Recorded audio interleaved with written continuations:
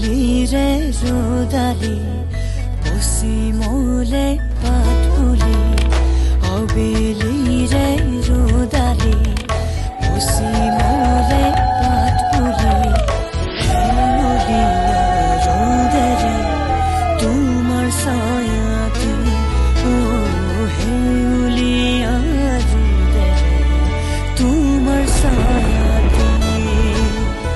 अबेलीरे रोदाली पश्चिमले पाटपुली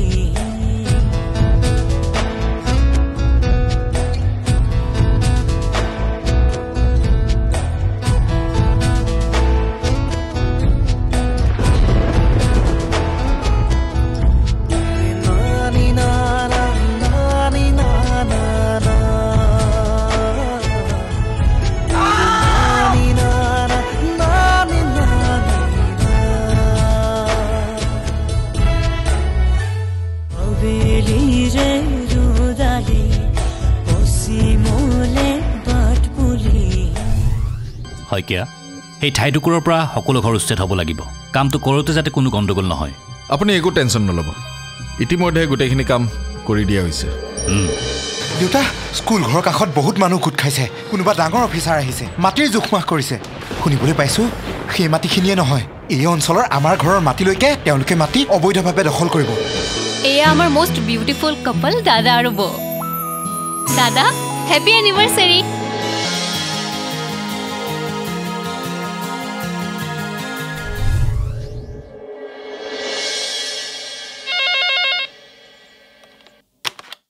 hello' sir আপোনাক লগ কৰিবলৈ প্ৰণৱ বৰুৱা নামৰ মানুহ এজন আহিছিল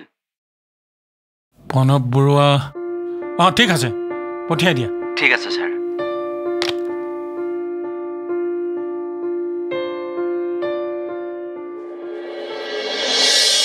ছাৰ সোমাব পাৰোঁ কাম ইন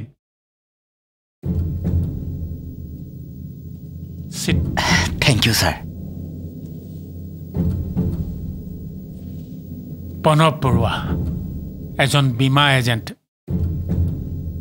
পুত্ৰ পৰিবাৰ ভাইটি মা দেউতাৰ সৈতে এখন অভাৱী সংসাৰ মোৰ এজনী ভণ্টিও আছে ছাৰ জানো যাৰ নাম ৰ'দালি বৰুৱা যাৰ উপাৰ্জনে তোমাৰ ঘৰখন চলি আছে চাওক এইবোৰ কথা কৈ যদি মোক অপমানিত কৰিবলৈ ইয়ালৈ মাতিছে তেনেহ'লে মই আহিছোঁ আচলতে এইখিনি সময়ত মই বৰ বিপদত পৰিছোঁ আমাৰ ঘৰ দুৱাৰ ভাঙিছে থানালৈ গৈছোঁ উকিলক লগ ধৰিছোঁ এই সাবিত্ৰী কনষ্ট্ৰাকশ্যনৰ ডাইৰেক্টৰ অৰ্ণৱ চলিহাই আমাৰ গোটেই ঘৰ দুৱাৰ দখল কৰিব বিচাৰিছে সেয়ে এই সময়ত মই এইবোৰ কথা আলোচনা কৰাৰ একেবাৰে মুডত নাই মোক ক্ষমা কৰিব মই আহিছোঁ ছাৰ ঘৰৰ মাটি বেদখল হ'লে থাকিবা ক'ত মা দেউতা ক'ত থাকিব পত্নী ল'ৰা ছোৱালী ক'ত থাকিব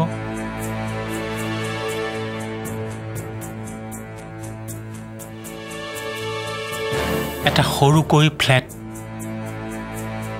এখন গাড়ী ল'ৰা ছোৱালী পঢ়িব পৰাকৈ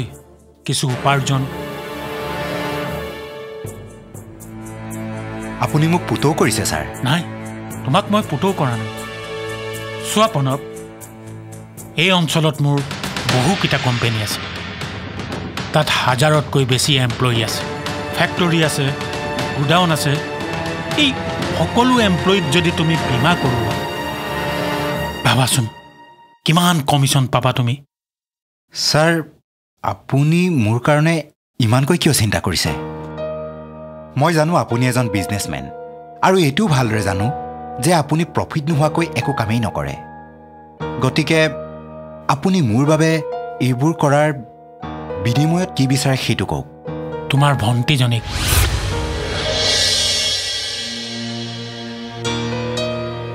তোমাৰ ভণ্টিক মোৰ ঘৰৰ বোৱাৰী কৰি আনিব খুজিছোঁ আপুনি দেউতাৰ ওচৰলৈ এই প্ৰস্তাৱটোতো লৈ গৈছিলোঁ কিন্তু তোমালোকৰ দেউতাই মোৰ প্ৰস্তাৱটো নাকচ কৰিলে প্ৰণৱ মই জানো তোমাৰ ভণ্টিৰ উপাৰ্জনেৰে তোমালোকৰ ঘৰখন চলে কিন্তু মই তোমালোকৰ ভণ্টিক মোৰ ঘৰৰ বোৱাৰী কৰিবলৈ বিচাৰোঁ প্ৰণৱ তাৰ বাবে তুমি যি বিচৰা মই দিবলৈ প্ৰস্তুত আছোঁ লাগিলে মই এডভান্স কৰি তোমাক লিখি দিম প্ৰণৱ আপুনি মোক লোভ দেখুৱাইছে নাই মই তোমাক লোভ দেখুওৱা নাই প্ৰণৱ এয়া এজন অসহায় নিৰুপায় দেউতাকৰ অনুৰোধ সকলোবোৰ থাকিও আপুনি নিজকে অসহায় বুলি কিয় কৈছে অসহায় মই নিজকে এইবাবে ভাবোঁ যে মোৰ ল'ৰাটোৱে খোজ কাঢ়িব নোৱাৰে সেই এটা পংগু কি পংগু সেই এটা পংগু এইজনীয়ে নেকি সেই ৰুদালি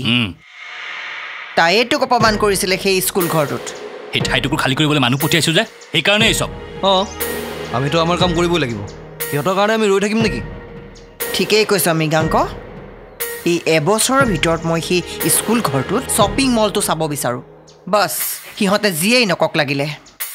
বাইদেউ ভিতৰত বহুত মানুহ আছে ইমান খং কৰিছে কিয় ইমানখিনি মানুহৰ আগত মোক অপমান কৰি থৈ গ'ল আৰু মই মনে মনে থাকিম আৰু এওঁ ক'ত প্ৰতাপ দাদা অফিচলৈ গৈছে অফিচলৈ গৈছে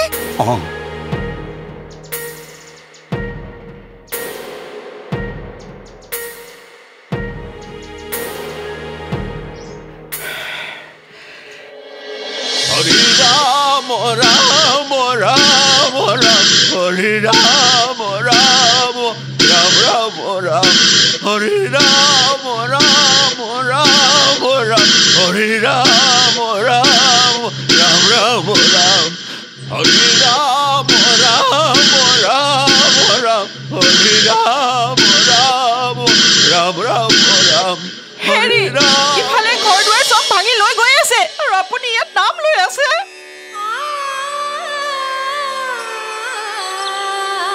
ভাগিলে ভাগক মই কি ভগৱানৰ নাম নোলোৱাকৈ থাকিম নেকি আপুনি ভগৱানৰ নাম লৈ থাকক কিন্তু আমি কি কৰোঁ ধৈৰ্য ধৰা লতা ধৈৰ্য ধৰা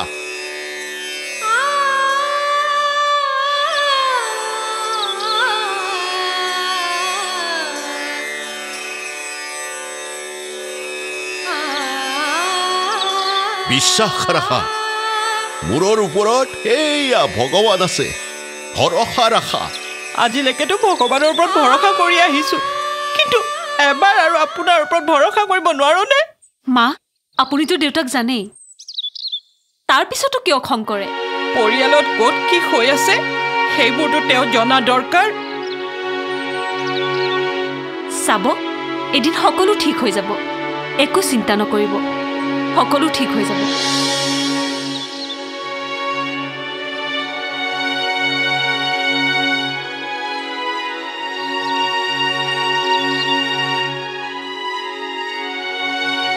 মা মই অৰ্ণৱ চলিহাৰ ঘৰলৈ গৈছিলোঁ তেওঁলোকে তাত পাৰ্টি কৰি আছিল মা ইমান ডাঙৰ ঘৰ থকাৰ পাছতো তেওঁলোকে আমাৰ ঘৰবোৰ কিয় ভাঙে মা কিয় কোন আছিল অৰ্ণৱ কোন আছিল সেইজনী যিজনী ছোৱালী আহি আমাক সকলোৰে আগত অপমানিত কৰি থৈ গৈছে কুল ডাউন দিছিকা কুল ডাউন ঘৰত ইমানবোৰ প্ৰব্লেম হৈ থকাৰ পিছতো তুমি অফিচলৈ গুচি গ'লা একজেক্টলি ইমানবোৰ মানুহৰ আগত মোক ইনচাল্ট কৰি থৈ গ'ল আৰু তুমি অফিচলৈ গুচি গৈছা ইমানেই ইম্পৰ্টেণ্ট হ'ল নে তোমাৰ অফিচ অবেলিৰে ৰুদালি পশ্চিমলে বাট বুলি তেওঁলোকে তাত পাৰ্টি কৰি আছিল মা আনন্দত সকলোৱে নাচি বাগি আছিল কিমান যে লাখ লাখ টকা খৰচ কৰিছে কিমান যে ডাঙৰ ঘৰ ইমান ডাঙৰ ঘৰ থকাৰ পাছতো তেওঁলোকে আমাৰ ঘৰবোৰ কিয় ভাঙে মা কিয় কিন্তু মাজনী তই তাত কিয় যাব লাগে কি কাৰণত যাব লাগে গৈছিলোঁ তেওঁলোকক উপযুক্ত উত্তৰ দিবলৈ গৈছিলোঁ মই ক'লো শুনিছিলোঁ তহঁত বহুত ধনী মানুহ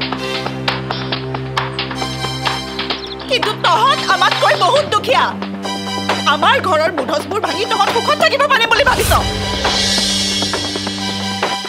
চাই থাক ভগৱানে এদিন তহঁতৰ ঘৰৰ মুধচ ভাঙি পেলাব এতিয়া তই মানে কাজিয়া কৰিবি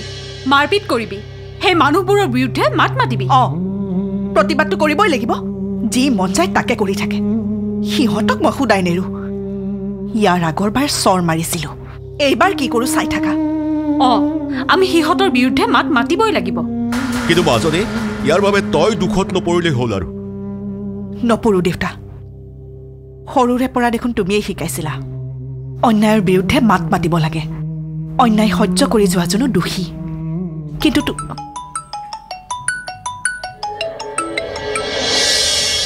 ক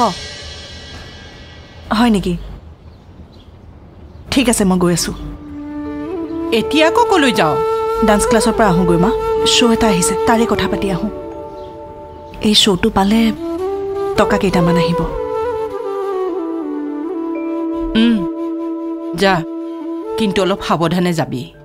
পৰিস্থিতি একেবাৰে বেয়া চাৰিওফালে পুলিচে টহল দি আছে মানুহবোৰো খঙত আছে যিকোনো মুহূৰ্ততে হুলস্থুল হ'ব পাৰে তুমি চিন্তা কৰিব নালাগে মা মই আহিছোঁ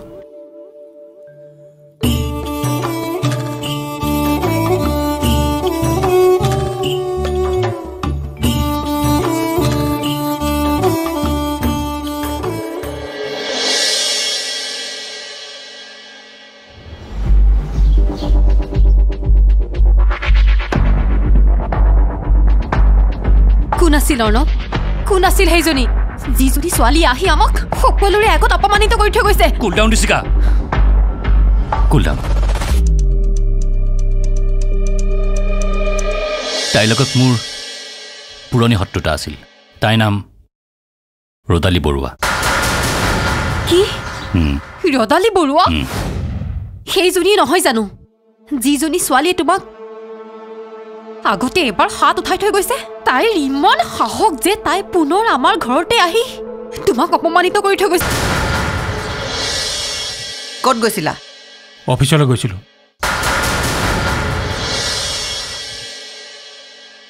ঘৰত ইমানবোৰ প্ৰব্লেম হৈ থকাৰ পিছতো তুমি অফিচলৈ গুচি গ'লা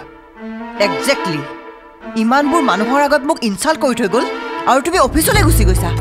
ইমানেই ইম্পৰ্টেণ্ট হ'লনে তোমাৰ অফিচ চাৰ্ণৱ কাৰোবাৰ মুধচ কাহিনী এই সাবিত্ৰী কনষ্ট্ৰাকশ্যনে একো কাম নকৰে এই সাবিত্ৰী কনষ্ট্ৰাকশ্যনৰ দায়িত্ব তোৰ ওপৰত দিলোঁ বুলিয়েই যি মন যায় তাকে কৰিব নোৱাৰ অৰ্ণৱ ভাত হ'ল আহ ব'লা দেউতাই খালেনে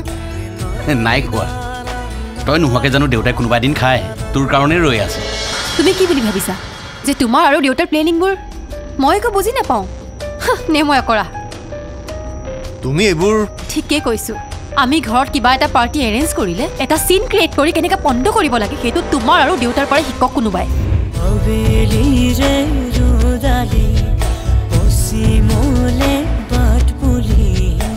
ইমানবোৰ মানুহৰ আগত মোক ইনচাল্ট কৰি থৈ গ'ল আৰু তুমি অফিচলৈ গুচি গৈছা ইমানেই ইম্পৰ্টেণ্ট হ'লনে তোমাৰ অফিচ কি কৰিব লাগিছিল এজনী ল' ক্লাছ ছোৱালীয়ে আমাক অপমান কৰিলে আমি ইনচাল্ট ফিল কৰিছোঁ সেই বিষয়ে মই একো ক'ব নোৱাৰোঁ সেই ছোৱালীজনীয়ে যি কাম কৰিছে উচিত কাম কৰিছে দেউতা চাৰ্ণৱ কাৰোবাৰ মুধচ কাহিনী এই সাবিত্ৰী কনষ্ট্ৰাকশ্যনে একো কাম নকৰে এই সাবিত্ৰী কনষ্ট্ৰাকশ্যনৰ দায়িত্ব তোৰ ওপৰত দিলোঁ বুলিয়েই যি মন যায় তাকে কৰিব নোৱাৰ কাৰণ এই সাবিত্ৰী কনষ্ট্ৰাকশ্যনৰ নামৰ ওপৰত মোৰ পত্নীৰ কোৱা ৰৈ গ'লা যে সাবিত্ৰী তোমাৰ মৰমৰ পত্নী আৰু এই পংগুটোৰ মাক মায়া ভালকৈ কথা ক'বা এটা কথা জানিবা তোমাৰ সন্তানৰ গাত তোমাৰেই তেজ আছে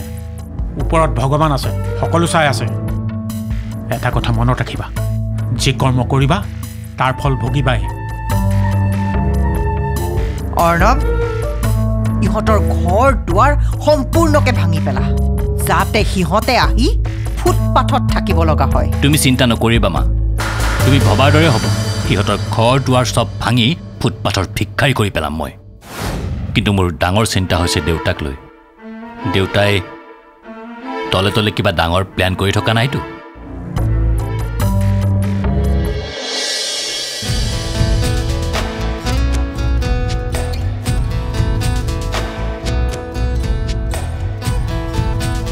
অৰ্ণৱ ভাত হ'ল আহ ব'লা দেউতাই খালেনে নাই খোৱা তই নোহোৱাকৈ জানো দেউতাই কোনোবা এদিন খায় তোৰ কাৰণে ৰৈ আছে ব'লা ঘৰখনত যিহে অৱস্থা হ'ল গোটেই দিনটো তেনেকৈয়ে গ'ল বুজিছ কিয় কি হ'ল মইতো তাতে আছিলোঁ এনিভাৰ্চাৰী কেক কটাৰ পাছতহে মই আহিছোঁ ময়োতো গুচি আহিছিলোঁ মই কি জানো নেকি যে এজনী ছোৱালী আহি ঘৰখনত গৰমা গৰমি কৰিব আৰু ক'ব যে তহঁতে আমাৰ ঘৰ ভাঙিছ, ময়ো তহঁতৰ ঘৰ ভাঙি পেলাম। কি এজনী ছোৱালীয়ে এইবোৰ কৈছে? এজনী ছোৱালীয়ে কৈছে। তইতো অনুমানেই কৰিব নোৱাৰিবি ইমান সাহসে ছোৱালী তাই। এই কথাতে আছে নহয়, জোকৰ মুখত চূণ হনা। অৰ্ণৱ মৃগাংকৰটো অৱস্থা একেবাৰে বেয়া হৈ গৈছে। মায়া বাইদেউতো এতিয়াও জ্বলি আছে। মুঠতে অশান্তি বুজিছ। ছোৱালীজনী চাবলৈহে মন গৈছে। কোন ছোৱালী আহিনো আমাৰ চলিহা পৰিয়ালক ইমান গালি পাৰি থৈ যাব পাৰে? হ'ব এতিয়া ভাতকেইটা খাই ল। মই হুইল চেয়াৰ এখন আনো। কি হ'ল? ছোৱালীজনী আহি পিনি গোটেই পাৰ্টিটো স্পইল কৰি থৈ গ'ল আৰু তোমালোকে দুই মিলি হাঁহি ধেমালি কৰি আছা। নহয় মানে আমি ছোৱালীজনী তুমি চিনি পোৱা? কোনজনী ছোৱালী? যিজনী ছোৱালী আহি আজি আমাৰ ইউনিভাৰ্চিটিটো বন্ধ কৰি থৈ গ'ল। নাপাওঁ চিনি। দেউতাই চিনি পায়? নাজানো। নাজানা? তুমি কি বুলি ভাবিছা যে তোমাৰ আৰু দেউতাৰ প্লেনিংবোৰ মই একো বুজি নাপাওঁ নে মই কৰা? তুমি এইবোৰ ঠিকেই কৈছো। আমি ঘৰত কিবা এটা পাৰ্টি এৰেঞ্জ কৰিলে এটা চিন ক্ৰিয়েট কৰি কেনেকৈ বন্ধ কৰিব লাগে সেইটো তোমাৰ আৰু দেউতাৰ পৰা শিকক কোনোবাই। বিশ্বাস কৰা মই এইবোৰ একো নাজানো। তুমি সকলো জানা। পেটে পেটে কি প্লেনিং কৰি আছা মই কি নাজানো? চলিহা পৰিয়ালৰ সকলো সম্পত্তি একমাত্ৰ উত্তৰাধিকাৰী হ'বৰ মন তোমাৰ, সেইকাৰণে এইবোৰ কৰি আছা। মই কি একো নাজানো? তুমিনো এইবোৰ কি টকা সম্পত্তিৰ কথা কৈ আছা? মুঠতে এটা কথাই কওঁ, সেই ছোৱালীজনী মই দেখাও নাই আৰু তেনেকুৱা ধৰণৰ কোনো ছোৱালী মই চিনিও নাপাওঁ। এটা কথা মনত ৰাখিবা অৰ্ণৱ, তুমি যিবোৰ কথা মনত ভাবি আছা সেইটো কেতিয়াও বাস্তৱত পৰিণত নহয়, অন্তত যেতিয়ালৈকে এইখন ঘৰত মই আছো।